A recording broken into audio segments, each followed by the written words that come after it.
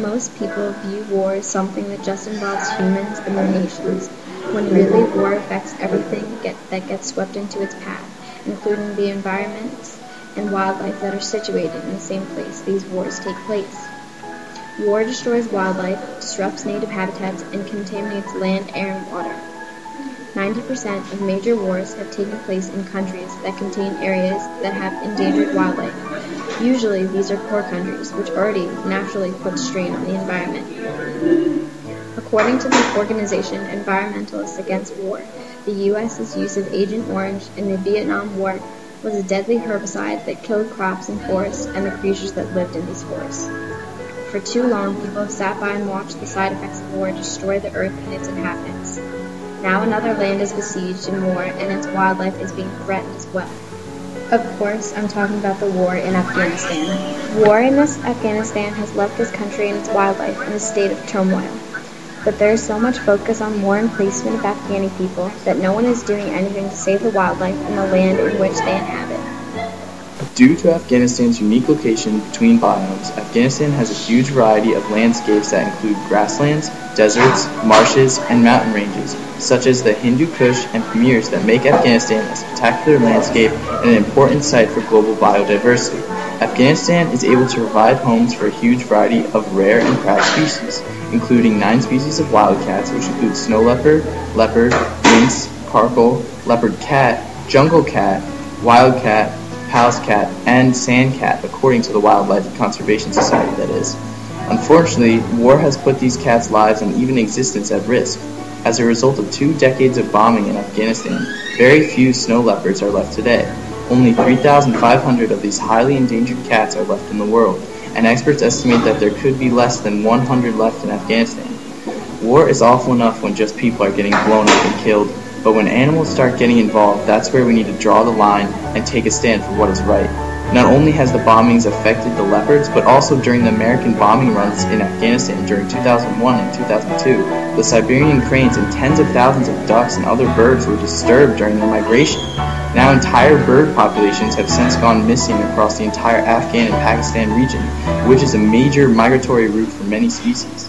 It's a horrible thing to see our own country participate in something that is so potent with death and destruction. Awareness needs to be brought to the eyes of the world, and change needs to be welcomed.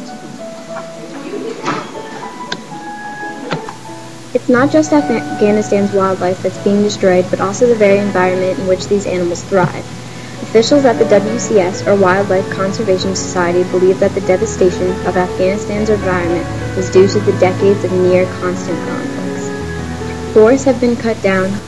Also, according to an environmental group, Lentec, they estimated that 10,000 villages and their surrounding environments were destroyed. Safe drinking water declined because of a destruction of water infrastructure and resulting leaks, bacterial contamination, and water theft. River and groundwater were contaminated by poorly constructed landfills located near the sources. Some destruction is being caused directly by the war, such as the use of bombs, which kill animals and scar forests. But also some of this damage is done indirectly. Due to the war, there are millions of displaced people who are forced to find shelter, fuel, wood, and food. These displaced people take these resources from the forest by cutting trees as well as killing and trapping animals. The distraction of war has resulted in a complete lack of resource management at central, provincial, and community levels due to the country's never-ending conflicts. Turmoil throughout the country has brought Afghanistan to its knees. The Wildlife Conservation Society, or WCS, stated that Afghanistan has suffered through more than a quarter century of warfare, beginning with the Soviet invasion in the 1970s and continuing through the civil wars and the Taliban days. Although there has been enormous destruction, there is much that can be done to save the environment and wildlife that are suffering because of these wars. According to the Wildlife Conservation Society, more than 80% of Afghanis depend upon the country's natural resources. For this reason, it is urgent that wildlife be managed and monitored carefully in order to sustain the Afghanistan way of life. While Afghanistan struggles, its issues are of broader concern. The global community has taken an interest in Afghanistan's well-being because of its location near China, Pakistan, Iran, Kashmir, India, and other Asian states. They do not want to see conditions decline to a point that the hands of poverty will take a hold of everyday Afghani life. which could cause them to lose communal and cultural practices and cultural connections. What can be done to resolve these problems? The WCS is working with the locals to survey the wildlife in many of the different landscapes, such as the central highlands of the Hainan province's Hundi Kush mountain range, the Wakhan Pamirs, and the coniferous forests of Nuristan. While unexpected, much of Afghanistan's scenery is considered very beautiful, such as the Wakhan Corridor, which lies in the Pamir Mountains, or the roof of the world. The locals have been setting up monitoring programs and doing studies to identify disease threats. Training workshops will be put in place in order to inform communities about the WCS's actions and the laws that it must be put into place. Local regulations need to be enforced so that natural resources are sustained and the wildlife doesn't continue to disappear.